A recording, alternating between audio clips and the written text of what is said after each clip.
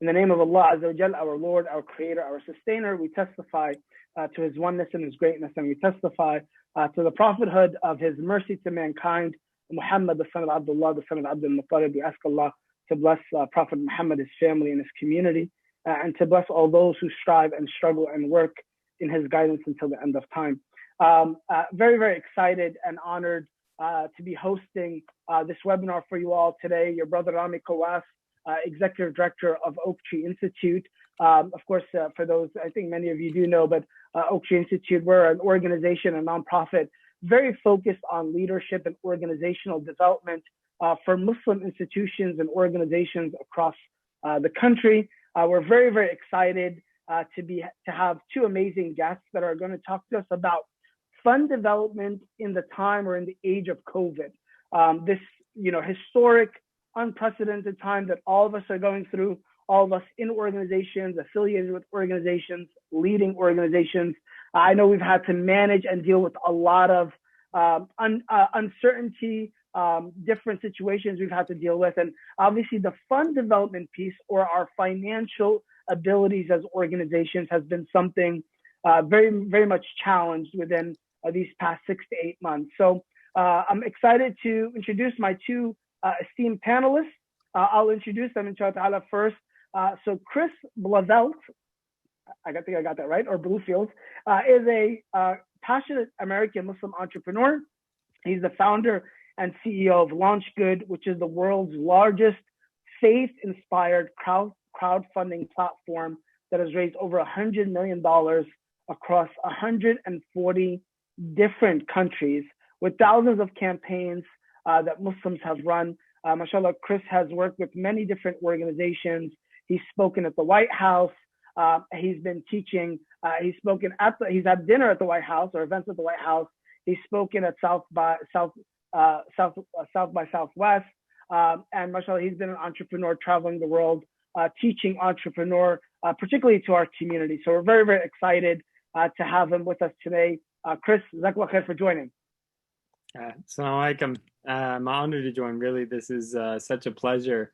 And, we're just having a conversation. This is going to be totally off topic, but, there's a lot of critiques going on now within the American Muslim community around the politics and M-Gage, and you support M-Gage, you don't support M-Gage, and then it brings up an older thing, which is MLI, the Muslim Leadership Institute, which of course wasn't actually from within the Muslim community. And then that brought up this whole conversation of like, well, what do we actually have that's developing Muslim leaders in America? And it's embarrassing. There's almost nothing. But, alhamdulillah, you're doing a great job, Rami, of really developed through Oak Tree Institute, really developing true leaders for our community. And so anything we can do to facilitate that, we're very, very excited and eager to support, inshallah. Barakallahu feekum. I really appreciate that, brother. Jazakallah khair. And I want to introduce your, really, I think somebody spearheading a lot of the amazing work y'all are doing at LaunchGood, Brother Nadeem Riaz. He's the Business Development Manager of North America. He serves also as an adjunct professor of business. He's worked with many, many different Muslim organizations, including Islamic Relief and CareLA. And he has an MBA in management with a focus on strategic development and finance. Very excited also to have Nadeem from LaunchGood with us as well. How are you doing, Akhi Nadeem? Alhamdulillah, assalamu alaikum. Again, very happy to be here and looking forward to really having a good conversation. I saw Chris and you were here. I came to hang out, so let's see how it goes. Excellent. No, y'all are a great tag team, alhamdulillah. So we're going to have fun for everybody that's here. Y'all are going to learn, inshallah, some benefit, but we're going to have some good conversation. So I want to start first and foremost. I know, Chris, you're one of the most successful entrepreneurs in our community. I know Amani, who's a co-founder and one of the main pillars behind LaunchGood as well, was just included in Inc.'s was it top 100 women entrepreneurs of 2020? That's right. Yep. Top, yeah. And Amani's wonderful initiative that y'all started with LaunchGood. So tell us a little bit about LaunchGood, the story, the history, a little bit about it and where it is today. Definitely. So I'm going to wind back the clock even before LaunchGood. almost 20 years ago, believe it or not, 19 years ago, I became Muslim. I was 16 years old. I was a high school kid. If any of you guys have met converts before, that, you know, especially a teenage convert, you may notice that oftentimes we're very zealous and really like it's everything's about the deen, right? Go deen or go bust. So that's how I was. And then 3 months into being Muslim, 9/11 happened, and that caused a lot of confusion for me, right? I'd never heard of Osama bin Laden before until then, until I saw him up on CNN and Fox. And, you know, I was thinking, I was like, well, he looks like a great Muslim. Like he's talking the talk and walking the walk. Like, is this what I'm supposed to be? And a silver lining of that experience was it really plunged me into understanding, you know, really what is Islam about? Who are Muslims? I was blessed at that time. I was living in Amherst, Massachusetts. I don't know. I saw we have some upstate New Yorkers here. I don't know if they might be familiar with Amherst, not too far from Albany, but not a lot of Muslims in that part of the country. And so I was very blessed to come to University of Michigan. We had a great professor, Dr. Sherman Jackson. Of course, there's just so many Muslims here. You come across so many visiting scholars. We had our local imams, great friends, great MSA. And I was also very blessed to travel. And by the way, you're getting the whole story, guys, the whole story. If we're going to 8:30, I'm going to make it entertaining. So Allah blessed me to be able to go study Arabic in Morocco and Jordan, travel to places also like Turkey, Malaysia, and eventually Umrah and Hajj in the Saudi. And, you know, I kind of came away with two things. You know, one is that Muslims are pretty cool, right? That all these stereotypes that we're seeing out there, they're really not indicative of who Muslims are. The 99% of Muslims, I mean, any country you go, you're basically going to be served a cup of tea and have a great time, right? And then the second thing was like, you know, this message of Osama bin Laden and his Islam is not the Islam of the Prophet Muhammad Sallallahu Alaihi Wasallam. The Islam of the Prophet Muhammad Sallallahu Alaihi Wasallam that he brought and taught us is one that gave birth to civilization, didn't try to destroy civilization. It elevated civilization. And that was something I felt, those kind of two streams is like, how can we change the perception of Muslims? And how can we also contribute to civilization? Those became really big themes early on in my life. For a time, I worked in education, actually. As some of you may have heard of Fawaki. I helped start Fawaki with my old roommate from Michigan, Saif Omar. And I moved on from that to start a film company in Detroit called Beyond Blue Productions. And in 2010, we had a film called Bilal's Stand that went to Sundance. And which is, if you don't, maybe Muslims aren't always familiar with film, but that's a big deal. If you're an indie filmmaker and you get into Sundance, that's like going to the Oscars. So we're very excited about that. But we needed money to finish off the film. And we were broke. We had like kind of exhausted our networks at that point. And a friend of ours from New York said, you should try this new website called Kickstarter. I assume most people know Kickstarter. If they don't, it's one of the largest crowdfunding platforms, one of the original crowdfunding platforms. It's raised billions of dollars to date for creative projects in America and outside of America. But we were the first Muslims to use it. So this is right when they had started. We used it. We had a successful campaign. And I fell in love with crowdfunding. You know, it's not that long ago, just 10 years ago, 15 years ago, if you needed money for a project, I mean, how would we do it? We would, let's say if you're within the Muslim community, maybe you do after Jummah fundraiser or try to organize a dinner, or hopefully you have a rich uncle. And that's basically it. That's not a lot of options. What if you're a sister, right? What if you have a creative project that's not like strictly religious? It's really restrictive. And with crowdfunding, it was like, no, anything can happen. So there was a project, maybe some of you guys heard of, shortly after that, I helped, called 30 Mosques, 30 Days. So a couple of my friends were going around the whole country, and every day they did iftar in a different state. That was their goal. So they had a Kickstarter. I helped them with that Kickstarter. There's an amazing young, talented sister I helped do an Indiegogo with for her youth institute called Detroit Minds and Hearts. And that was my co-founder, Amani Kalawi. When I did my crowdfunding campaign with her, I was like, man, this person is something special. Even though she was only 19, maybe 20 at the time, I could tell she's very special. So I spent about a year recruiting her, and it went from like helping people with their crowdfunding campaigns. And I thought it'd be really cool to create a Muslim crowdfunding platform. And I was trying to see if anyone was doing it and I could help them. And I couldn't. And then eventually I said, why don't I just try it myself? I had no idea what I was doing. But I went after it, and it took some time. It took about 18 months to go from the concept to a working website that could charge a credit card. But eventually in September 2013, we had that. And our inspiration, by the way, we picked up a third co-founder along the way, our designer, Omar Hamed. So Amani, Omar, and Chris, these are the three founders of LaunchGood. That's it. There's no more, just three. But all of us came from the community. We're all activists. We're all people who really care about Islam, care about personal development as well as the public development and the public discourse.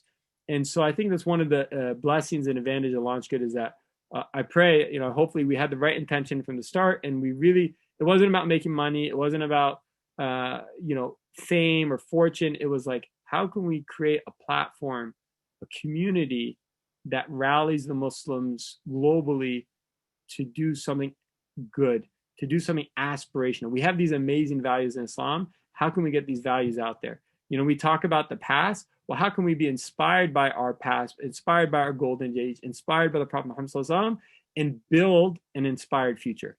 So I probably went over time a little bit. That's a little bit of my personal story and how it leads into LaunchGood. That's great. And alhamdulillah, may Allah Azza wa bless you. It's an amazing story. May Allah bless and accept from you. Wonderful, wonderful. You should have just learned the blue field concept as well, but it's okay. For those that came early, they know what that's about. An amazing story, amazing journey. Tell us a little bit though, September 2013 to today, what's happened with LaunchGood? So that's like part two and maybe the more interesting story, especially for this group. So I'm glad you asked. Really quick, we basically bootstrapped. So we tried to raise funds, we failed. We tried a year after that, we failed again. So we never had money. Whatever money we'd make, like we make 5% of what's donated online, we invest back into the platform, into our developers. And the first couple of years, Amanda and I are paying for everything ourselves. And I had this reimbursement bill like in the tens of thousands of dollars. And I'm just praying like, inshallah, one day I'm going to be able to reimburse myself these expenses. But our first year, we crowdfunded about $1 million. That total grew to about 3, then 5, then 10, then 25, then 50, then 100, and now we're 166 million, I think. So, alhamdulillah, Allahu Akbar. Most of that 80% is the last 2 years. That's the beauty of exponential growth. It really takes off. And even, things with barakah in it, I think that's, a blessing. They follow the exponential growth pattern, right? Like how many Muslims were there after 10 years of the Prophet ﷺ preaching, or 13 years of the Prophet ﷺ preaching in Mecca? Very few, right? But it was, you could say, it's following like an exponential growth pattern. Alhamdulillah. So I hope that's quick enough. No, that's an amazing, amazing journey. May Allah bless you and mashallah, two other I know Amani, but the other co-founder as well, Omar. It's an amazing, the innovation and the creativity and what was needed at that time. It's just an amazing, amazing accomplishment. May Allah bless it and continue to bless it for y'all. And so that kind of brings us into our discourse or our discussion for today. I know, Nadeem, you wanted to highlight some of the most important trends that we have seen this year, because this year has been such a crazy year with so many things going on, but particularly the landscape of the online market, how that shifted for y'all at LaunchGood. So Nadeem, I know you have a presentation. You're gonna walk us through it, inshallah ta'ala.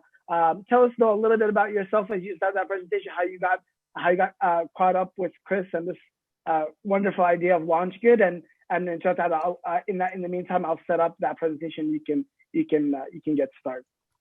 Yeah, no, absolutely. I don't know if you guys have noticed, but even while Chris is telling his founder story, I've heard it quite a few times now, but every time I can't stop myself from smiling just because, it really is, and it was very organic how I met Chris, right? I wasn't even looking for a job. I guess, my name was given by a reference and I came to hear more about it. And I had to be honest with Chris and I was like, I haven't really used this platform up till now. But when I heard about it, I was like, man, where have I been, right? And I was just totally blown away from the origins, the concepts, and the individuals involved. And, you know, long story short, a couple of weeks later, I joined the team, and it's been really fun since then.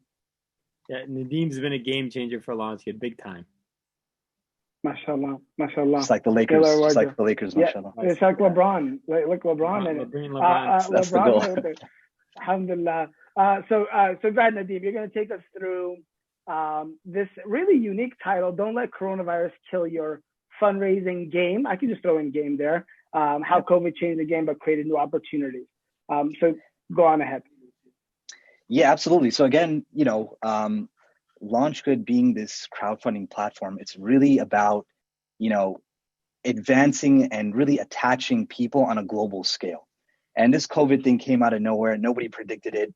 But at the same time, you know, it's many months down the line now, we're able to look back and see, you know, what really has changed, right? And not to allow coronavirus or these things to really affect the success of your fundraising, but rather, how do we leverage that and use that as a tool to spring forward? And really, you know, alhamdulillah, we're in a position where we get to sit back and see the amazing efforts of all these organizations. You know, one of the biggest advantages we have as LaunchGood is we're able to sit down and see the amazing work organizations are doing. So we see the different trends, the strategies. So we really put together this motivation, if you will, that, you know, don't think because online is now the only source that it's not going to work, but if in essence, now's the time to really step your game up. So go ahead and go to the next slide if you can. And I'm going to let Chris take this one right here because he loves these numbers. Yeah, alhamdulillah. As mentioned, you know, we crossed 100 million not long ago. It's actually kind of incredible. Just in February, I believe we crossed 100 million, and we're celebrating that. We're about to hit a million users now. So that's our big milestone. We're super excited about. That's pretty crazy if you think about like a million users. That's as many Muslims are in Canada, basically, have given on LaunchGood. So those are actually people who've made a donation on LaunchGood. And that to us is much more important, is that global community of users.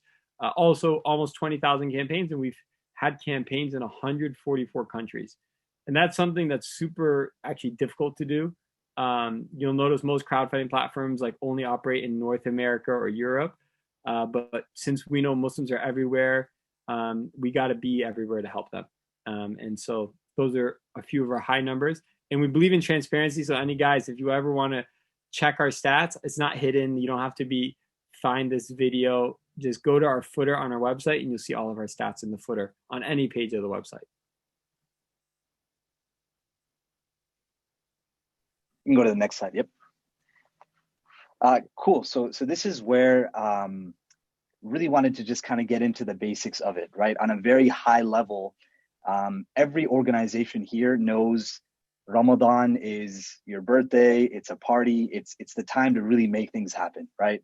As we know, masajids, for example, just to give you one quick example, anywhere from 70 to 80% of their annual operating funds come from these 30 days, right? So what do we do now when we can't close the doors and, you know, beg people for money? What can we do now when we don't have access to individuals who have been waiting 11 months to make those donations? And really, we've seen on LaunchGood that the trend is actually moved in your favor, right? Just because people aren't going to the masjid doesn't mean that they don't have funds to give, right? And one of the biggest things we've seen here is look at these two quick figures you see on your screen. In Ramadan 2019, LaunchGood raised $12 million. And this past Ramadan, we raised over $32 million, right? So contrary to people worrying, you know, are people giving? I don't have access to masajids. You know, we don't have Taraweeh prayers to do appeals. But again, we almost tripled the amount of revenue. And again, this isn't LaunchGood. This is organizations like yours really making an impact by resonating with their donors, even though it's virtually, right? The other thing I wanted to take into account is MSAs and other organizations, right? You're literally now given the opportunity to connect to people like you never were before, right? It used to be like, okay, if you're a big organization, you get access to the big mosque or the big town meeting, that you're going to be the one that gets presented in front of donors. Now with online access, your reach is unlimited, right? And with platforms like LaunchGood, our goal is to really create stories that allow donors to participate, whether you're in any part of the world, right? We talk about how an MSA can be as localized as Southern California, but the mission itself resonates with 80 different countries. And it's all about how you put that together and how you strategically, launch your campaign. And again, I think it's just a reminder that our community is very generous, right? And we always reflect back to different lessons and examples. And we know that Ali radiallahu anhu very profoundly stated that the generosity of Allah subhanahu wa ta'ala continues as long as the gratitude is there. And one of the greatest ways to show gratitude is really to help people in a time of need. So, again, this is really phenomenal data. As you guys can see, there are 250K, number of people who are giving in Ramadan, right? This has gone up exponentially. 6,500 unique campaigns, right? Again, what other choice do people have other than go online, right? And the way we look at it is COVID didn't really, it didn't really create some new idea. It basically pushed organizations in the direction of going online a lot sooner than they intended to, right? Were you gonna add something, Chris? No, I just I love that quote. I'm going to steal that quote from Imam Ali. Yep, absolutely, man. Yeah, and lastly, one more thing is identifying 8 million in zakat donations, right? And I guarantee you, again, I can't say this for sure, but how much of that were people physically going and giving it, but now they're referring to online sources to basically give their zakat foundations as well. Go next slide, Rami. So again, a lot of people say, but how do we suddenly start fundraising online? How can we come up with a strategy when 94% of our revenue was coming from in-person donor meetings, visiting masajids, and those types of interactions? And what I tell you is you have to turn your simple fundraising and make it a little bit more sophisticated, right? And what that requires is a team. It requires a strategy. It requires having understanding about knowing when to post, right? Let me give you a quick example. We have some campaigns, or there's some times when you post something at the exact time, let's say Friday at 2:45 p.m. before 3:30 hits, and you could increase the amount of your donations that come in just because you posted at the right time, right? So things have become more sophisticated because, again, to be very blunt with you, everyone's coming online, right? So how do you make yourself stand out? How do you create a unique opportunity that when people see your effort and your fundraising goal, that it stands out from the rest, right? So you do need that level of sophistication. The next thing is your market has now grown, right? If you guys have taken any business 101 class, they always tell you that the one thing that's changed more than anything is globalization, right? You could be a mom and pop accounting firm, working out of, Nashville, Tennessee. No hate to the city. I don't know. We think about it as a small town here in SoCal. And you need to think global, right? Because now people need accounting, auditing, tax benefits on a global scale. So similarly here, your reach is now much more. You're not focused on your own community. You're focused on creating a story that's going to resonate with people all across the globe. And that's our goal at LaunchGood, is to connect you to those individuals. And lastly, project focus is now more strategic planning, right? You have to think further down the line. You have to think taking into account milestones, right, on the calendar, right? For example, we have Rasul Week right now, right? We shot for a goal of having 3,000 people sign up in the next 12 days. We're about to cross 5,000 individuals just today, right? We have the Global Giving Day of Giving Tuesday coming up in December 1st. So again, how as an organization, how can I leverage these traffic dates and launch my story to the world to support? Go to the next slide, Rami. Again, just kind of talking about LaunchGood here. It is a platform created by Muslims, trusted by Muslims. And again, we do like the fact that we really support and work within the Muslim community. And the fact that our founders, our stories, our employees, our individuals understand the community. We've been both on the membar asking for funds, as well as sitting down and listening to the uncles ask us for our money. So we have that understanding of how difficult it is and the context behind it. Personalized support, right? Everybody, we need to admit when we need help, when we need guidance, when we need to get that push in the right direction. And LaunchGood, that's basically where we come in, right? Honestly, one of the biggest prides about doing my job is whether someone runs a LaunchGood page or not, I love that I get the opportunity to give them insights on how they can succeed.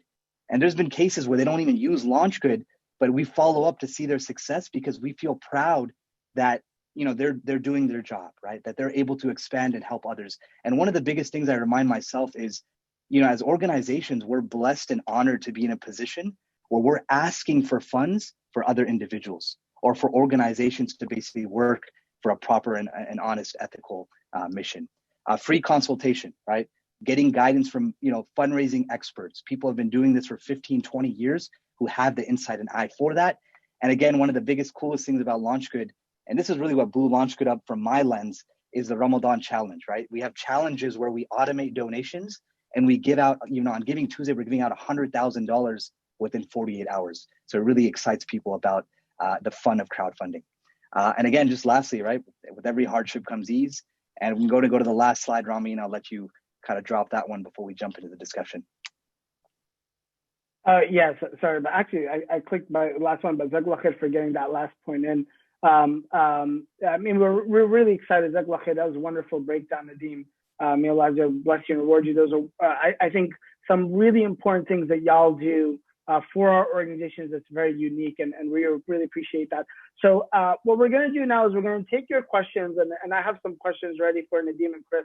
We wanted to make this more conversational than it is presentation, but this was great insights on just the change in the landscape, the importance that Muslim organizations need to understand about how things have shifted tremendously. I think COVID accelerated a world that was already happening and moving and shifting virtually. But I think we want to make sure we want to understand how we could take advantage of that for our own organizations, inshallah ta'ala. With that said, also, at the end of this, we're going to have a special announcement about something a special LaunchGood and Oaktree are doing, inshallah ta'ala. And everybody on this call and people listening in for this webinar, if you're going to stick to the end, inshallah ta'ala, you're going to be privy to a special offering, inshallah, that will help you and your organization, bi'idhnillah. So I'm going to stop sharing my screen, bring these wonderful faces back in full picture, mashallah, barakallahu feekum, and we're going to start taking questions. So again, I see some questions already in the chat. Jazakallah khair, everybody already throwing those in. I would love, so I don't lose them, if you can throw them into the Q&A function so that I can make sure that Chris and Nadeem answer them throughout this next approximately 45 minutes that we're going to be conversating with Nadeem and Chris. So I guess I'll give the first question because I'm going to ask the questions that I know it's burning on everybody's mind. And hopefully y'all can help alleviate that challenge, right? That sometimes it's a mindset, sometimes it's a skill or the know-how about shifting, like thinking about shifting this. So the first question I have is to you all, and either one of you can start, is why do I have to transition online? So I know y'all showed me everybody else is having a lot of success, but are you sure that I can have success online through an online campaign or shifting or thinking about how to shift my organization or my story online? That's the first question. You want to take it, or you want me to go for it? That's all you, man. You're older. Yeah. It's I'm trying to think. The analogy I had was it's like, why do I have to shift from cars? I love my horse, right? And it's like, well, that's you really don't have a choice. And especially I think COVID has just accelerated that. So Nadeem and I just had a call. I'm not going to call out the organization. I'm sorry, we have a little interruption here as the home office goes. But what was I saying? Oh, so Nadeem and I had an organization we talked to. I'm not going to name the organization, but an imam who's very close to me in Michigan is like, Chris, can you talk to these guys? They're used to, the old school way of fundraising. They do the dinner. There's a couple amos they go to, and that's how they've been doing it for decades, and that's what they want to do. But you can't now, and you can't have the dinner. And some of those amos are no longer around, and they're really struggling. They're doing amazing work, though. On the other side, look at an organization like Islamic Relief. Every year, Islamic Relief sets a new fundraising record. And it's not by their fundraising dinners. Actually, their amount, I don't know if it's public, but whatever. The amount they're raising from the fundraising dinners is actually going down. but what they're raising from online fundraising is going up and up and up because they're really good at that. They're really invested in that. And so it's just, you know, if you want to be an organization that thrives, yeah, you have to figure it out, you know, and you figure out a lot. If you're a charity, a nonprofit, whatever you are, if you're here, I know you've figured out way bigger problems than what we're talking about.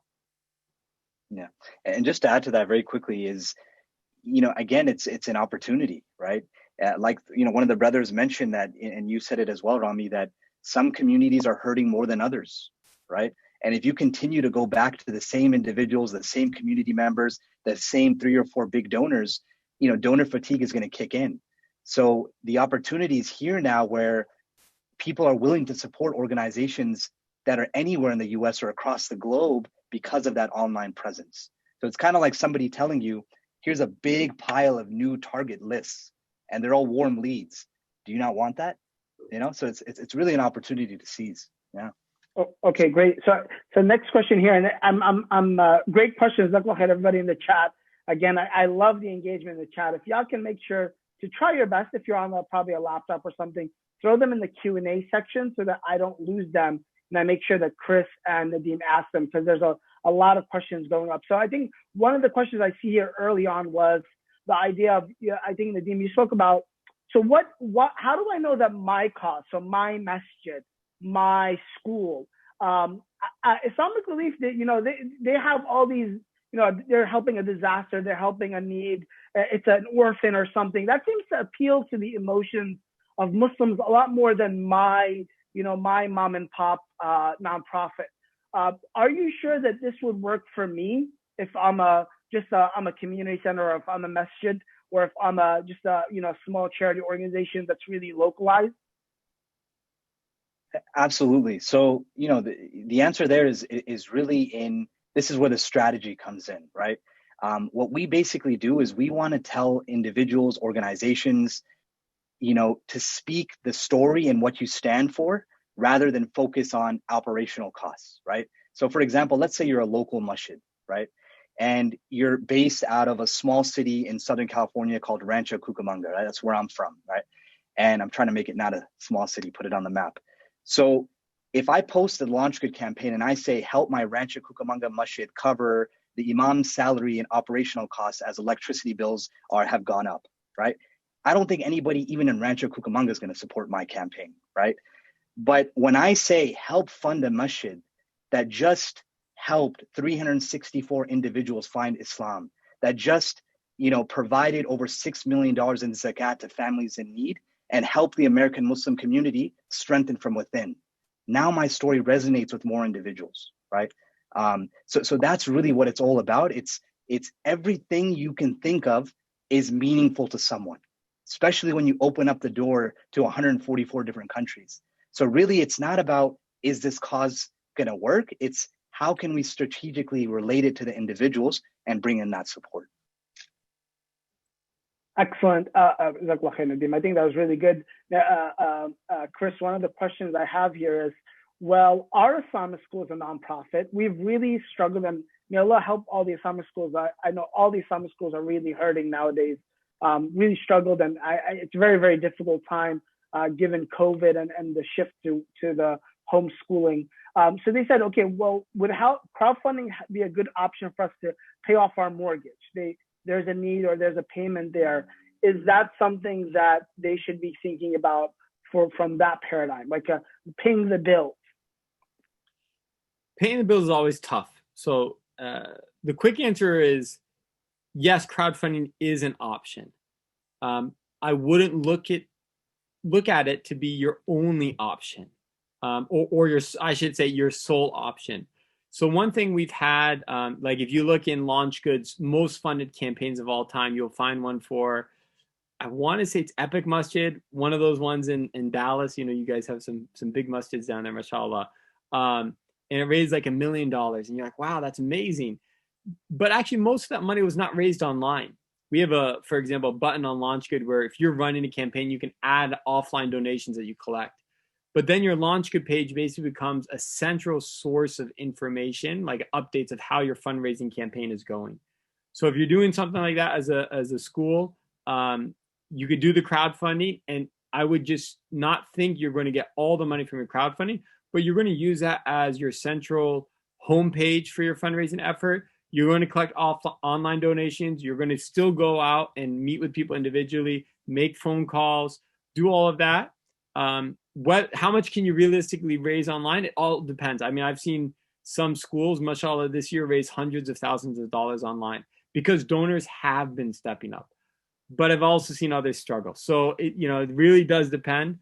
Certainly, if you get in touch with me and Nadeem after this, we could kind of assess your specific situation. But all fundraising, I would really encourage you to have a multi-strategy approach with your fundraising. Okay, Jazakallah khair. That was a great question. Again, Jazakallah khair. Lots of questions coming in. Really appreciate it. That one was from Fatima. This other one from Bayan, maybe Nadeem, I think it also aligns here. What if we're trying to fundraise for a small team? They're just looking for one staff. They're looking for building a small team out. What have you seen for organizations that are trying to crowdfund for staffing their organizations or supporting the capacity building of their organizations? Is that a good strategy from a crowdfunding? How can you leverage that? How can they use a crowdfunding platform for that? Yeah, I think this kind of carries off of the last one that Chris had just answered. Is we have organizations that do it, but it is one of many things you'd want to do, right? You also want to look at it this way too, where as an organization, are you likely to support a new position or fund a salary if you don't know much about the organization, right? So it's really going to come down to the way you speak the value of the position you're looking to fund, right? It's easier to tell someone that we're looking to bring in someone because of a need that's going to resonate with a lot of individuals. So it can be done, and it has been done, but likewise, you have to be very strategic with it. And you also have to take into consideration that when you're launching this campaign globally, what kind of story are you going to pitch so that your organization as a whole gets credibility to a point where people do want to fund your organization, right? Or do want to fund that specific position. So again, just, being very strategic about it, it can work, but it can also be an epic fail if not done correctly. Yeah. Okay, great. So I want to dig into that a little bit. I think it's one of the questions I have myself. And I think, I've kind of seen it alluded to is, so do I need a massive following as an organization to be able to leverage this?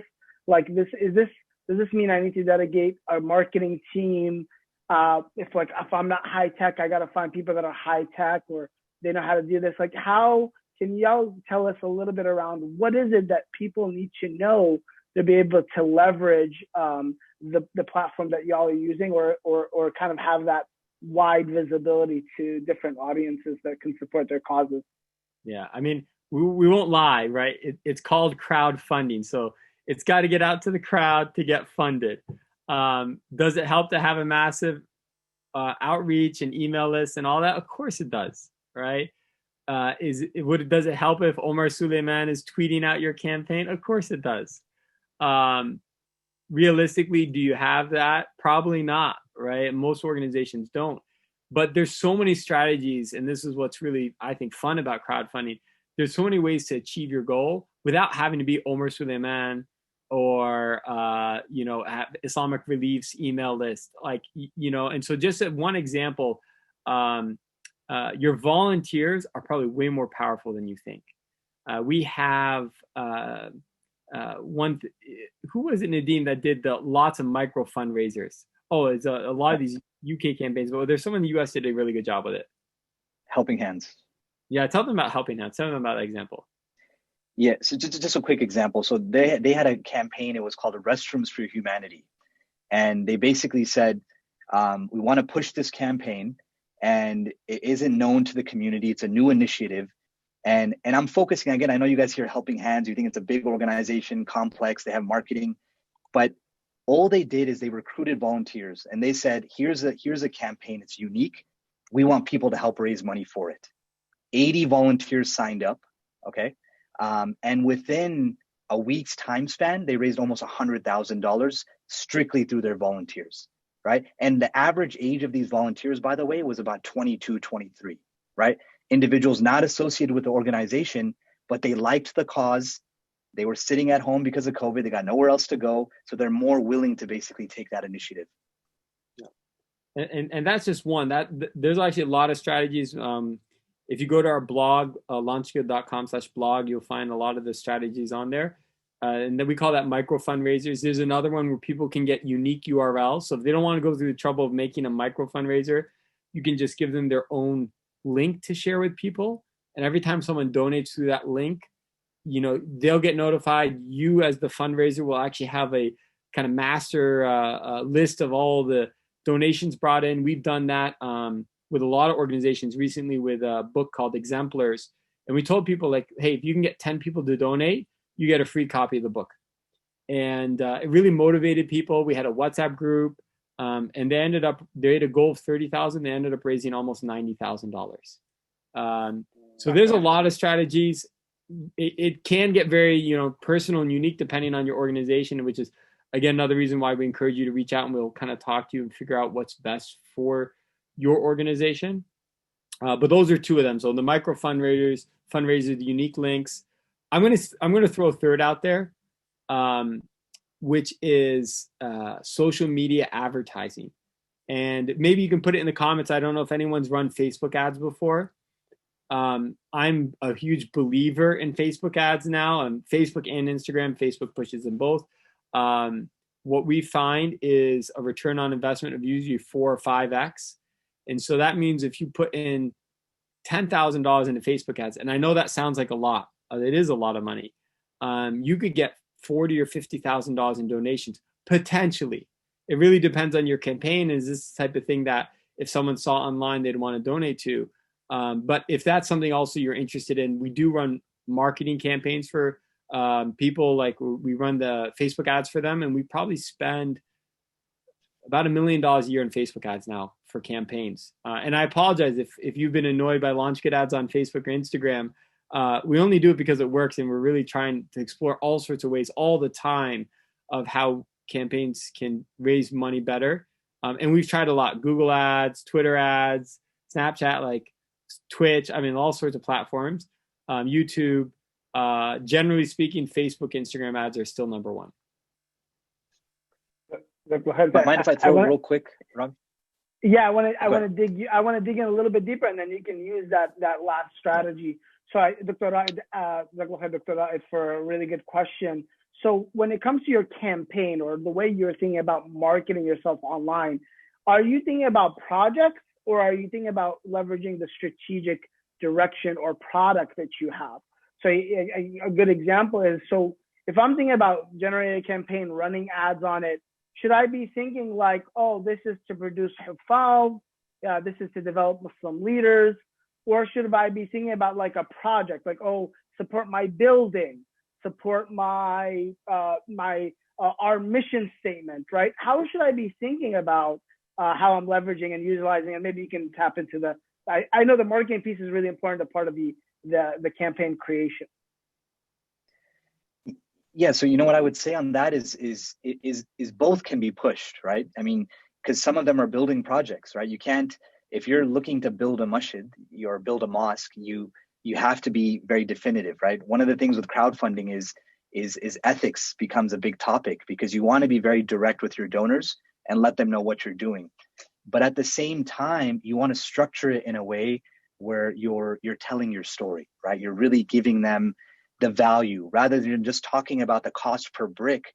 You're talking about the capacity and what that mosque is going to do for the entire community, right? So really it's a combination of the two, and really identifying from a marketing standpoint what's going to reach and what's going to lead to the most amount of donations, right? So this is where the analytics come in, right? And after having done this for 6 years now, we see what works and what doesn't work, right? This is where working with organizations like Oaktree and LaunchGood come into play. Is that strategy, that process is so crucial. And sometimes if you launch without one, you hurt yourself more than you're going to help, right? And then one other quick thing, I just saw a question come in, is the sister had asked about or the donations, like how are volunteers bringing in these donations, right? Meaning they brought in 80K. How did they do that? And honestly, these are volunteers just reaching out to their network. We forget sometimes that crowdfunding is all about volume, right? You're not going to get $5,000, $10,000 donations, but the goal is how do we get 5,000 donations of $20 a pop, right? And that's where volunteers, especially the youth and young generation, they have contacts. They have WhatsApp groups, right? Chris is aware of a masjid he worked with. They raised $100,000 from WhatsApp groups alone. And this was uncles and aunties and community leaders and our respected elders who literally just pushed it out to their market, and volume donations kind of just came in. So just wanted to share that as well. I just want one more thing to address, and Rami, maybe you've experienced it yourself. It's always hard to fundraise for programs in a general sense, or operating costs. That's like the hardest thing to fundraise for. So if you can actually frame your programmatic fundraising in terms of output, like don't support the Hifz Academy of North Carolina, but support Hufad, and $1,000 sponsors one Hafiz for a month or a semester, whatever it is. That's brilliant. And we always push people, help the donor understand the value of their dollar, And so, people, it's nice to get these like momentums, like, oh, I give $50 and you get a cup with our logo on it. Like, I can't fit any more coffee cups in my house. So it's like, Jazakallah khair, I love your organizations, but please, no more mugs, right? But just show me, what is $25 doing? What's $50 doing? What's $100 doing? And that's what really helps us think about, frame your fundraising in terms of what a donor's donations impact will be. And then one last tip is, it's always hard to fundraise for operating costs. There's an exception. That exception is Giving Tuesday. So Giving Tuesday this year is going to be December 1st. It's the Tuesday after Thanksgiving, Black Friday, Cyber Monday, Giving Tuesday. So that Tuesday is meant for operational fundraising. Generally, it's the one time a year I find organizations, nonprofits have success with fundraising for themselves, not for a specific product or project. So those are my two tips when it comes to organizational fundraising, especially where the operating funds. And I love this question. I have to answer it. So I'm going to steal this one. Or it's a comment, I guess, about the white supremacists. Yes, we actually had the same thing. So if people don't know what that's talking about, Kashif Osman here asked about, an issue with getting all these white supremacists commenting in Facebook ad. Facebook is not a person, right? So if you say, it's a computer program, it's an algorithm. And so you say, oh, I want to run this ad and I want to target people whose interests, their self-declared interests on Facebook are Islam. That could mean they're an Islamophobe, right? And Facebook can't differentiate between a positive interest and a negative interest, or they don't at least. And so if you run an ad and you say interests are Islam, Muslims, Allah, you're going to, yes, it's inevitably going to hit a lot of Islamophobes, because Muslims are only 1% of the population in America. And there's a lot of people, maybe more people hate Islam than love Islam in America, unfortunately. We've definitely worked around that, Kashif. We do a few different things. One, target people by interest, like Sheikh Omar Suleiman, Sheikh Yasser Qadi, Imam Zayd Chakra, for example. That's one easy way. We use lookalike email lists. So you can actually upload email lists of your users, of our donors, and you get lookalike lists. And there's a few other strategies. And yes, we can definitely help with that. The point is, you should not have white supremacists commenting on your Facebook ads. Otherwise, you're wasting money, for sure. Yeah, Jazakallah khair about that, Bayan. Great, that was Brother Kashif. Great question. So y'all are asking some amazing questions, and Jazakallah khairan. I'm trying to get to all of them. Again, make sure that we're almost we're kind of in the middle of the conversation here. Don't leave yet. We have a really, really important announcement at the end that I think all of you would be super interested in, inshallah, in terms of a partnership LaunchGood and Oaktree are working on, or we're going to announce, inshallah. There's a good question here about the shift. Brother Muhammad asked it, and I had it written down as one of the questions I wanted to ask both of you. my traditional ways are working, or the majority of my donor base is reached by traditional means. You got to call them. You got to give them the pledge form. You got to be there. They're not tech savvy. So what do I do with that? Am I supposed to forget about them? Just think about the online, just run ads? What am I supposed to do if the traditional, if some of the more modern means are not meeting my traditional donor base? So what I would say to that is, going online doesn't mean you're replacing your existing efforts, right? If something's working, if you have a donor base who's a little bit more traditional and those funds are coming in, continue to solidify and invest in that. But statistically, you're not going to get 100% of what you were getting because of COVID, right? This is organizations across the globe are seeing this issue where the reach now online is far surpassing the reach you have in person. And that's just a fact, right? So my suggestion there would be there's an education part of this, right? There are certain donors who just avoid donating online because they don't like it, they don't understand it, they don't want to input the credit card numbers. And honestly, this is where there is going to be an element of a learning curve. But what we advise organizations is make it as easy as possible for them and be patient. And this is where volunteers can really come in, right? Because you as organizations, you have goals, you have products, you have projects coming up, you have virtual fundraisers. This is where you can get individuals who can help kind of minimize the effect of that learning curve and get them on board. So again, we want to be honest as well, where it is going to be hard for some individuals, but for the most part, I don't know about you guys, but my mom's more high tech now than she's ever been, right? And even our elder community or people a little bit more old school, they are using online for more things than we know. And now we see that shift kind of working in favor of fundraising as well. So that would be my suggestion there. And like I said, you can still use the offline donation button, right? So if people want to give a check, take the check. You add as an offline donation. There's no fee to that on LaunchGood. It's just a kind of an accounting method for your own benefit. But I think Nadeem is right too. A lot more people are comfortable with using a credit card online today than ever before, obviously. Excellent. A question here about how much. So when I am using a crowdfunding platform like LaunchGood, I'm using LaunchGood to launch a campaign. Or maybe I can give us some insight about what are how much distance will my campaign get? Let's say without any advertisement, because I know we spoke about visibility and leveraging the platform. What is the average reach of an organization in terms of who they get for supporting a typical campaign? And I know there's larger campaigns, and maybe I can give a little bit of breakdown about what's a small I guess y'all scale campaigns or categorize them based on size. Maybe you can give us a little bit of insights about each one of those levels and how those best leverage for those that have I think a lot of people probably have used the platform, but they don't know how to leverage it more efficiently. Go ahead, Chris, take it off.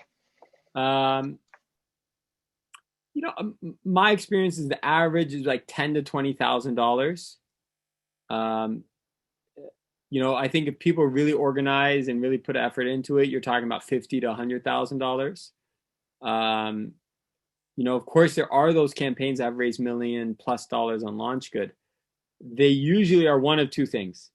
One, it's extremely emotional. So we're talking about the Christchurch shooting victims in New Zealand. Omari Gray, an amazing brother in the DC area, who was in a nearly fatal car accident and has like 12 kids, right? So either it's extremely emotional like that, or like we had Islam in Spanish raise $1.5 million on our website. They invested $150,000 in Facebook ads, and it was really, dozens and dozens of video and lots of A/B testing. And so, it's either extremely well prepared or extremely emotional. Your average organization, you're looking at 10, 20,000, maybe 50, 100,000. It definitely does depend on, what you're asking for and what base you're working off of. Nadeem, what would you have to add to that? Yeah, and I would just say it's the cool thing with crowdfunding online is it's risk free, right? So what we're really encouraging people is there's no harm in trying it out and really scaling it up as you go, right? And again, that's where we underline strategy 50 times, right? Even if you're only 2 or 3 people team, that doesn't mean your reach is limited to those 3 individuals' contacts. So even when you create a LaunchGood page and you go live, or any crowdfunding platform, you hit go live, you're online, right? If somebody searches you on LaunchGood, you're going to be visible. And a lot of donors, what a lot of people don't know is analytically, they do search by theme, right? For example, a lot of donors, they want to donate to one mosque and one cause per month, or your specific initiative might align with what they're looking to support. So you're already getting organic exposure, right? A lot more than you would have gotten if you didn't have an online campaign. But again, it really comes down to that plan, right? How many volunteers do you have? How many influencers do you have assisting? Is your page, sometimes it's just a matter of structuring the giving levels in the right format that leads to a massive amount of donations. How many youth do you think are out there? They don't have big checking accounts, but if you give them the opportunity, they would love to give $10 or $25. And now imagine if you just asked that youth who gave you $25, hey, can you share this with your MSA network? And now they just became a volunteer, and that $25 just multiplied by 250, right? So it's really just about taking that first step. It's risk-free and really scaling it up as you go. Excellent. Love that. Jazakallah khairan. Very, very good. Y'all asking some great questions. I really appreciate a very engaged These are audience. amazing. Actually, honestly, Rami, these are amazing questions. Yeah. Really I've done a lot of workshops over the years, and people ask boring questions, and no, mashallah, your audience is asking great ones. Yeah, mashallah, alhamdulillah. These are seasoned vets, mashallah, but they know how to grill really well. May Allah bless everybody's efforts out there. Really good question by Bayan about your 80-20 rule, or I guess, maybe give us a little bit more insight on the analytics here. I'm going to add that question in Bayan, but the 80-20 rule, most people, they think, okay, you focus on the 20% that are your high donors that give you 80% of, right? 20% of the people give you 80% of your donor base. And frankly, for a lot of organizations, they are really supported by that small group, right? It's a small group that they're really using. So I'm going to add this to Bayan's question. First, how do you think strategically about that group? Because I know y'all are giving really good insights about the crowdfunding element, but how do you think strategically about stewarding those donors and, not getting donor fatigue from them? And then how do you focus on, what do you think about how do you leverage off of that? Do you ask them to decrease, increase? Like, how would you manage that if you have, an organization that's really top heavy and who it's getting its funds from? I think it's a multifaceted question. Actually, it's for me a really fun question. I'm going to have a fun answer for this one. One of the interesting things, I'm a huge fan of the 80-20 rule. In LaunchGood, this one is really doesn't quite fit, which is interesting. It's more like 20%, the top 20% provide 50% of the funds, and then the bottom 80% also provide 50% of the funds. So it's not that one is more important than the other. They actually are both really important.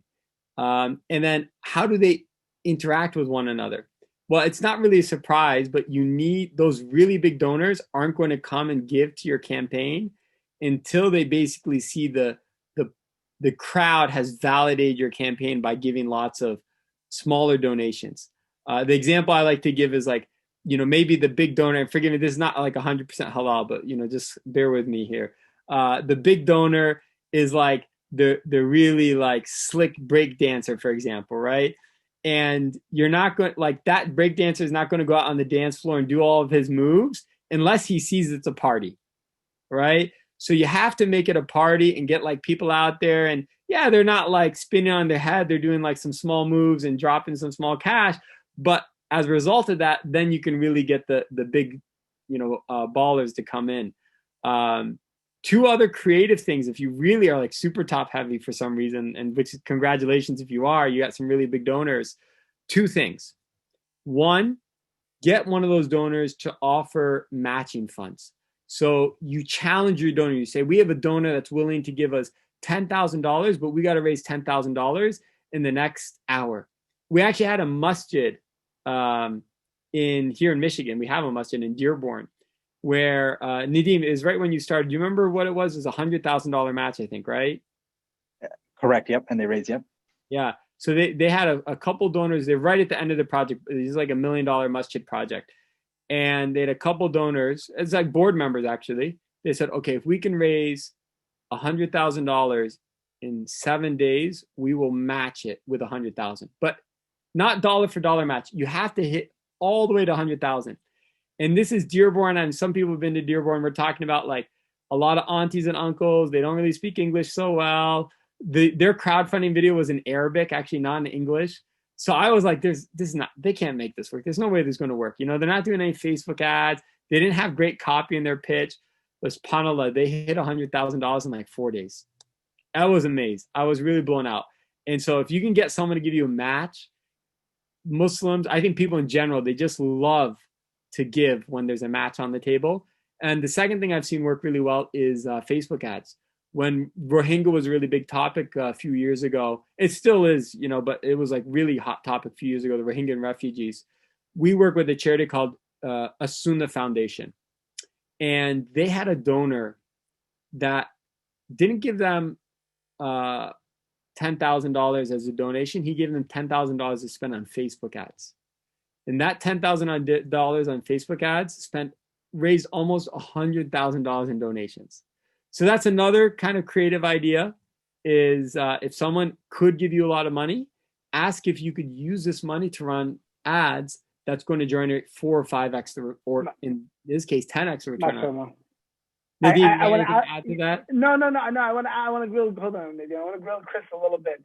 That seems like a huge number. So I know, like, so when, and I think we alluded to this before, like putting $10,000 into Facebook ads, or I mean, this is like at that extreme level, like 100,000, which I personally I'm down with. But how do you know you're doing the right thing? So talk to our audience. How do you know when you're supposed to pump in that amount of money?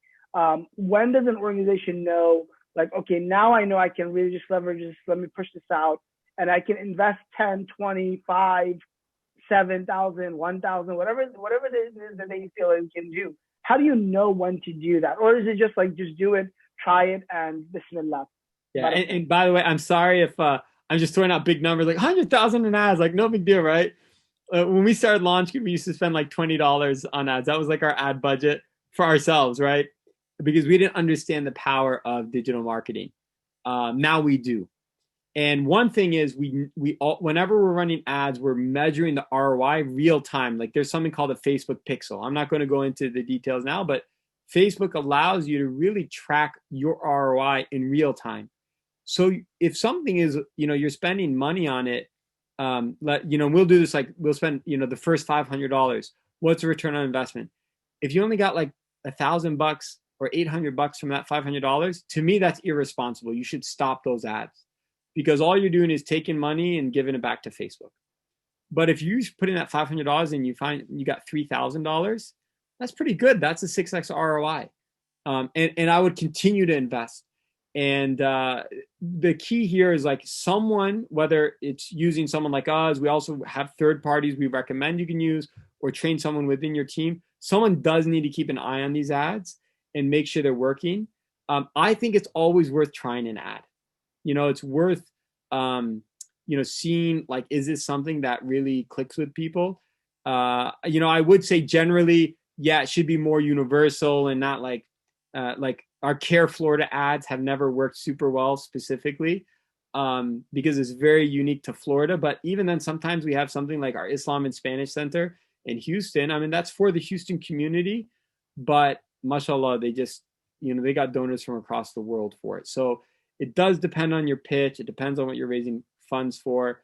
But because you have the ability to get a live direct ROI, it's amazing. I mean, if people aren't old enough, or maybe some of these guys are, you remember, you might put a newspaper ad out there or buy a TV commercial. You have no idea what that generated. Like you might see, oh, we got a spike in donations. Was that from the newspaper ad? Maybe. Like you're not positive, but with digital marketing, you know exactly how much money you're getting back for what you're putting into it. I love that. So just to emphasize on this point, you would ask organizations to have somebody specialize and focus on that. So by the way, ROI, for those that might not know, is the return on investment. So yeah. Monitoring that is so somebody should be dedicated to monitoring the ads and how they're doing, right? Or learning that skill. That is an important thing to learn. Or use somebody, I know you mentioned like third parties or some kind of agency that supports or helps that, correct? Yeah, and this isn't rocket science. I mean, it's all very simple stuff, but there's a lot to it. And as Nadeem mentioned, it helps to get a little more sophisticated. What we want to do in today's call is hopefully we've encouraged you guys just to get a little more sophisticated in your fundraising.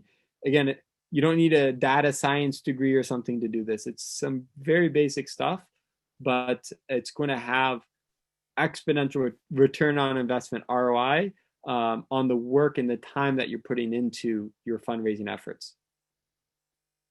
Okay, excellent. Nadeem, you can add to that. I want to follow it up with a question, though. A great question by Muhammad, again, in the Q&A. So you mentioned, okay, I love this idea of going on crowdfunding and leveraging the online world, but it seems like it's super competitive. How do I know my campaign is going to get attention and exposure as it deserves? And how do I know if I'm going to put the money in to fund this marketing effort that I won't be stuck in the shadows if they're just like this algorithm is allowing all these big campaigns to be really visible and not my campaign.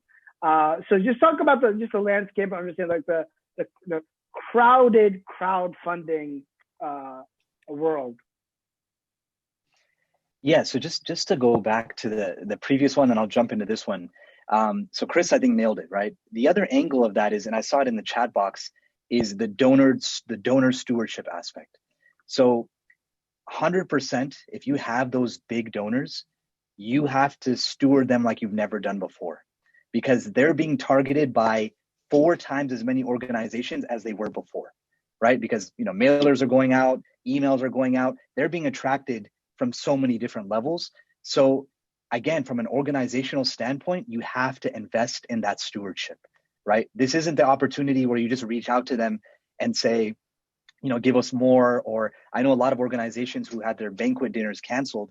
The first thing they did is they sent all their top donors an email and they said, last year you gave us 5,000. This year, can you make it 7,000? We really need it, right? Which is okay. And I'm sure in some cases it might have worked, but donors want to be reassured that you're not just here asking in a time of need, but are you stewarding that relationship? And that's where you really need to step your game up, right?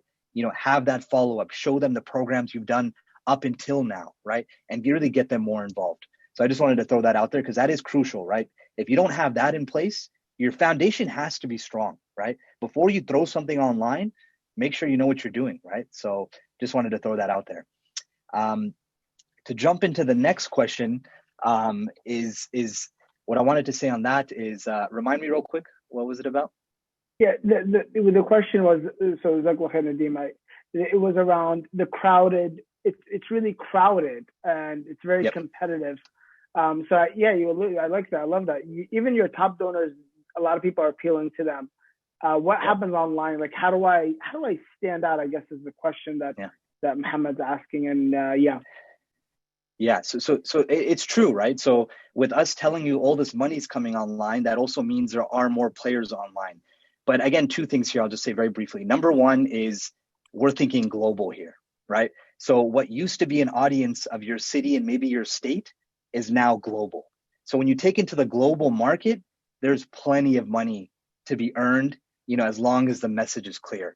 And number 2, it's how you structure your page, how you tell your story.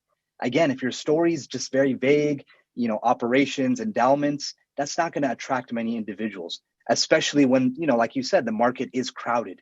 But again, this is where targeting segmented donations come in, right? With a platform, you're able to focus your cause on donors who are more likely to donate to you, right? And another element of that is whatever donations you do get in, fostering those donors, right? When you use a platform like LaunchGood, and let's say you get an individual donation from Indonesia, and your campaign's based out of Chicago, that donor, they showed trust in your campaign, and now you have them in your database, right? Because LaunchGood basically gives the organization all of the donor content, right? Name, email, billing address, you own that information. Now, how are you going to foster that $25 donation and turn them into a $5,000 donation? This is where the follow-up comes from the organization's lens. So really, that's our message here is it's a multiple layered step process, but a strategy in the get-go is going to really give you the best return. I love that. That's a great answer. And so, and that's actually another answer here that Bayan asked. So Bayan asked, how do I take a one-time donation and make it more ongoing or more consistent? So can you dig deeper a little bit, Nadeem, there? So once you get somebody's information, and let's just say, I had a great campaign, it did really well, I got a whole bunch of information. A lot of times organizations they're not using that donor information, right? Do I just send them an email, thank you, send them, oh, thanks, Sarah, by the way, this is where your donation went, and some pictures? Like, how do you invest in that donor? Yeah, so two ways, right? So again, donor stewardship is really, really important. And LaunchGood, we build our platform with this in consideration. So one of the best things that our campaign creators can do is we have a feature on our page that allows you to update the donors. So you literally click one button. Let's say you have a $20,000 goal, you raise 10,000. The more communication you have with your donors, the more transparency, the visibility you bring, the more likely they are to continue to support you, right? It's very easy to make a donation, forget about it as a donor. But when a donor sees that, hey, I only gave them $25, yet they're updating me along the way, they're letting me know where my money is being used, you're now investing and turning them into a sustainable donor, right? So on our platform, we have an update donors button, right? Let's say your goal is 20K, you hit 5K. Drop a quick message in there. Let them know that thank you so much for your donation. As a result of your donation, we were able to accomplish X, Y, and Z, right? Now they feel part of the movement. When you tell someone, thank you for the donation, we really need it, that doesn't have that much value. But when someone tells me, thank you for your donation, as a result of that, we were able to just help a sister cover her legal fees because she was, following a hate crime, right? So now you're attaching an actual cause value to the monetary donation that was given. So again, it's that communication process that really lets you take that donor to the next level. Love it. That's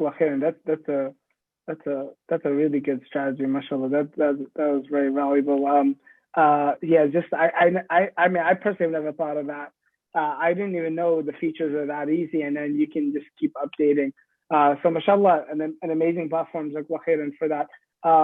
Because we're winding down, and for everybody, wonderful questions. Really, really appreciate these really insightful questions. And inshallah, again, we'll have just a couple of minutes, so maybe one or two more questions that we'll get in, and then we'll have our special announcement for everybody still on.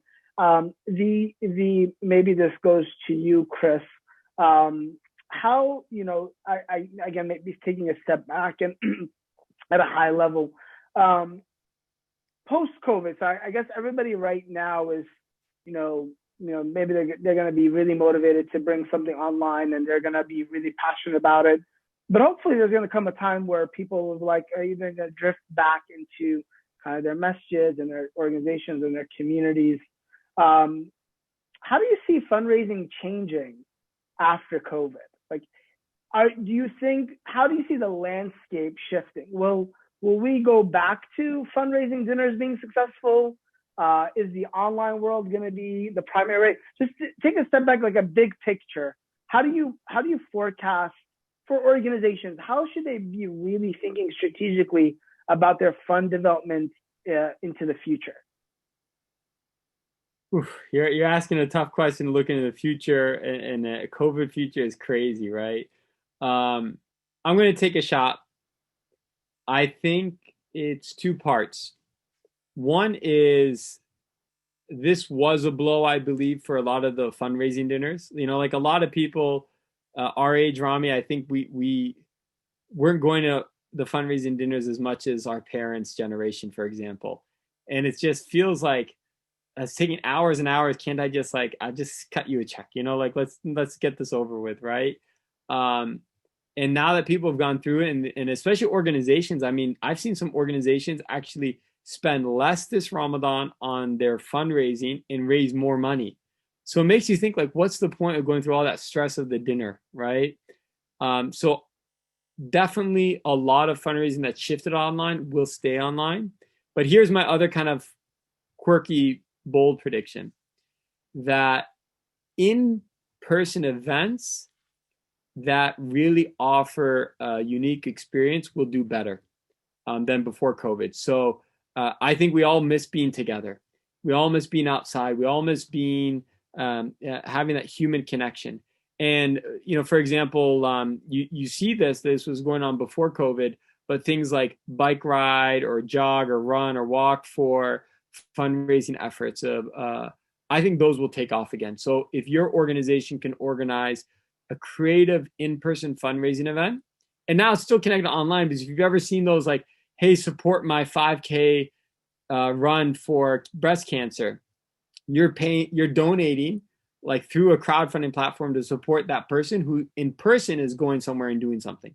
And so I think organizations that jump on that opportunity will be very successful after COVID.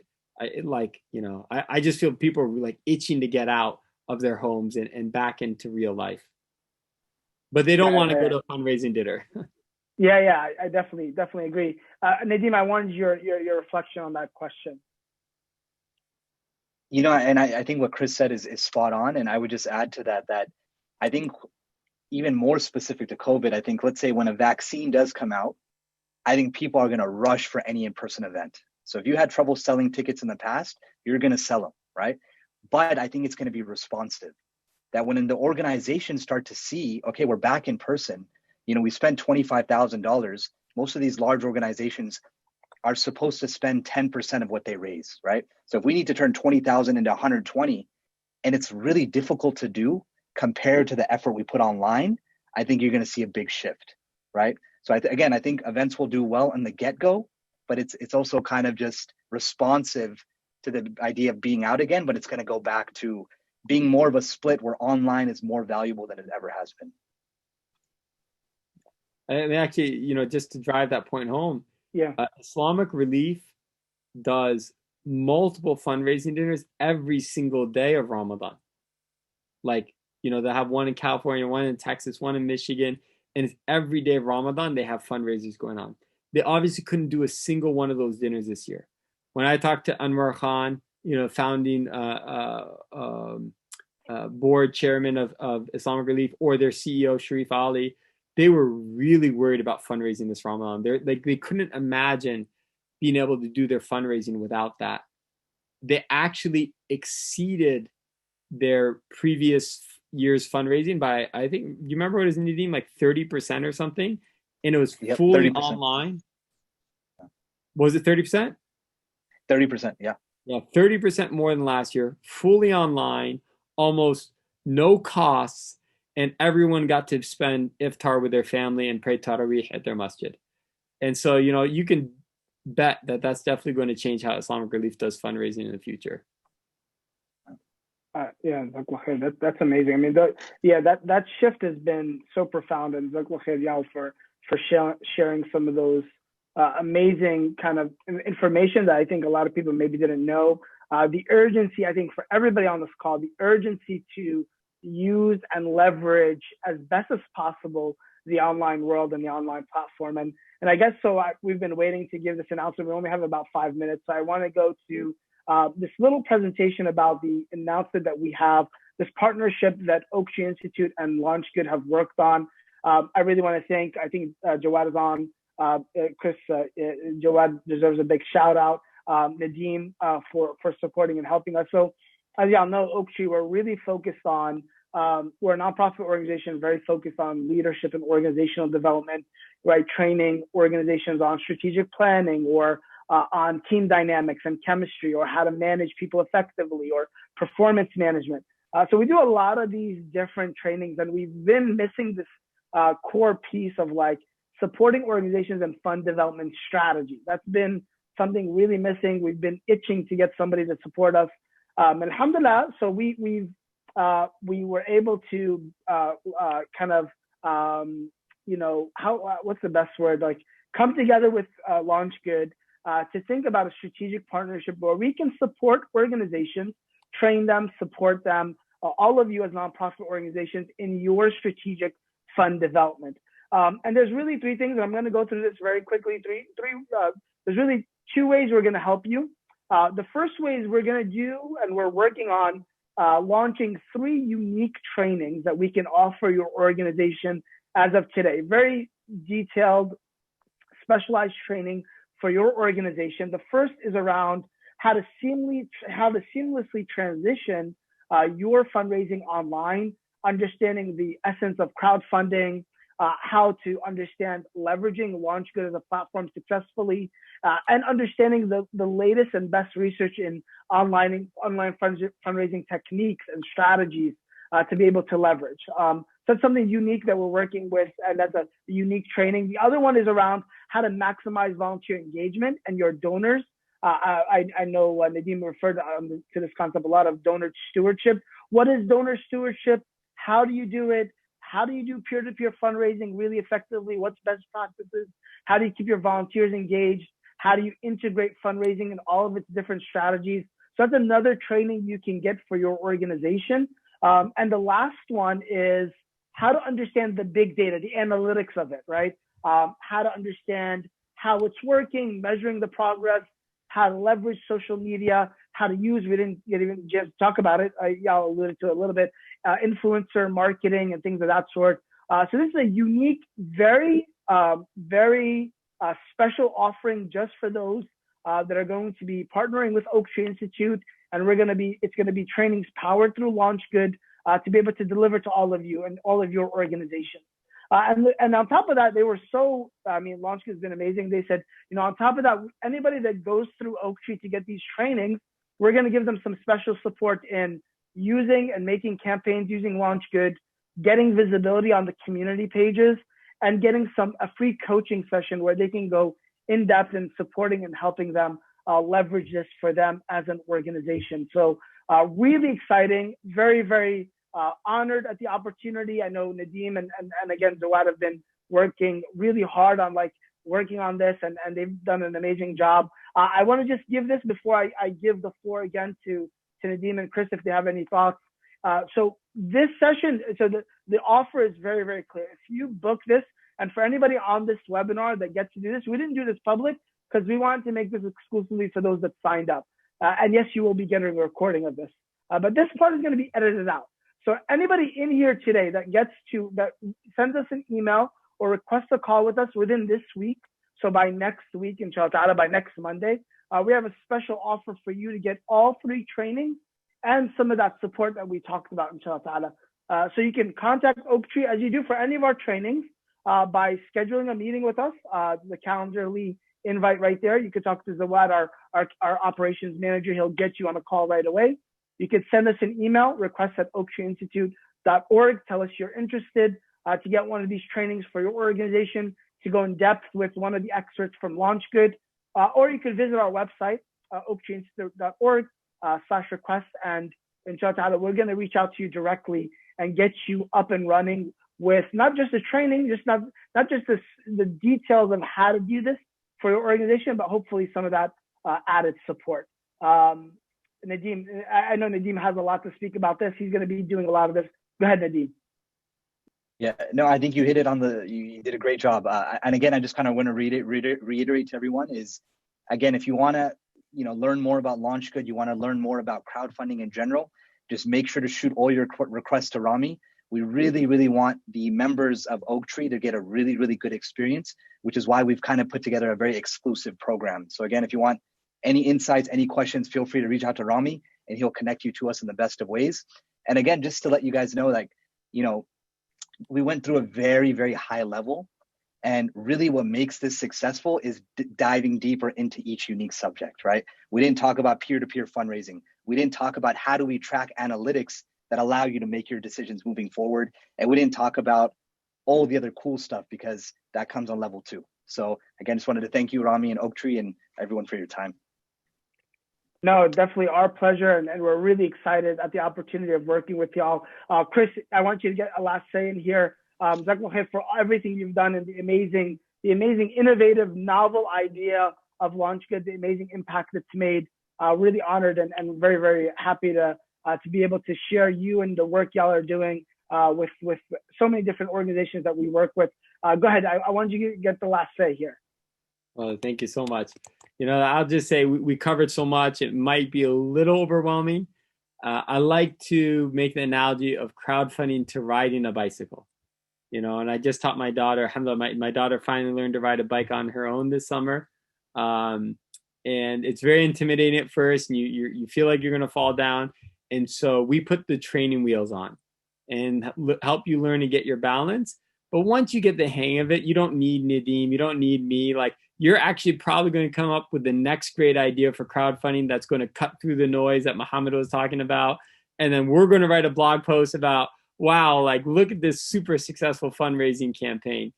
So don't be too intimidated. Just think of it as riding a bike. You just got to learn how to do it, and then you're going to be off on your own. Jazakallah khair. I love that. Jazakallah khair, Chris. And if you want to keep the training wheels on, we're okay with that too. So. Oh, come on, man. No. We teach people how to fish here. We will not keep getting fish out the rest of their lives. And everybody in here is a leader, mashallah, amazing influencer, amazing activist. Y'all don't want us in your life anyway. You just want to get us out of there anyway. Jazakallah khairan to Chris and Nadeem. May Allah bless both of you. Wonderful insights, tremendous information, strategy, beneficial, practical knowledge that everybody can implement. We hope and pray that this benefited everybody here, benefits your organizations, allows you to make a bigger impact. At the end of the day, we're all serving Allah Azza wa Jal, right? All good. As long as we continue to magnify good, I love the idea of LaunchGood, like launching good into the world. We hope and pray that Allah Azza wa Jal accepts it from us first and foremost, and allows it to make a residual impact on the world and the people that we serve. And we hope and pray that that's accepted from us in this life, for seeing the fruits of that labor in this life, and hopefully in a life much greater, in a life much sweeter than this one. We ask Allah to bless our esteemed panelists, all of you for attending. Jazakallah khairan. Keep us in your dua, all of us in your dua, and we hope and pray, inshallah, that we can meet in a better time and do this, some in-person trainings and things of that sort in the very near future. Inshallah, the recording will be sent out to anybody that's registered with us, and bismillah, we expect and hope to hear from y'all and get some of this amazing work going. Jazakallah khair, everybody. Barakallahu feekum. Subhanakallah bihamdik. Nashhadu an la ilaha illa ant. Nastaghfiruka wa natubu ilayk. Wa salli Allahumma sallim ala nabiyyina Muhammad wa ala alihi wa sahbihi wa sallam tasliman kathira. Jazakallah khair, everybody. Assalamu alaikum wa rahmatullah. Wa alaikum assalam wa rahmatullahi wa barakatuh. Assalamu alaikum wa rahmatullah.